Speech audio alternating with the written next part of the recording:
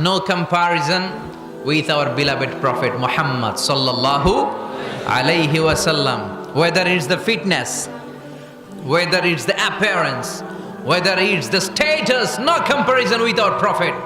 এটা ফিটনেসের দিক থেকে হোক, এটা চেহারার সৌন্দর্যের দিক থেকে হোক, এটা কণ্ঠস্বরের ঝংকারের দিক থেকে হোক, সম্মান আর মর্যাদার দিক থেকে হোক, আমার নবীর সম্মানের ধারে কাছেও সম্মান পৃথিবীর কারো হতে পারে না। চিল্লায় বলেন ঠিক কি না?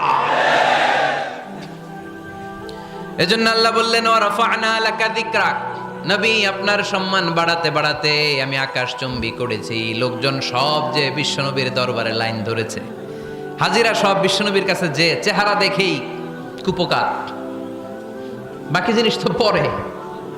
অনেকে আছে না, চেহারা দেখলেই মানুষ পাগল হয়ে যায়, আছে না নাই?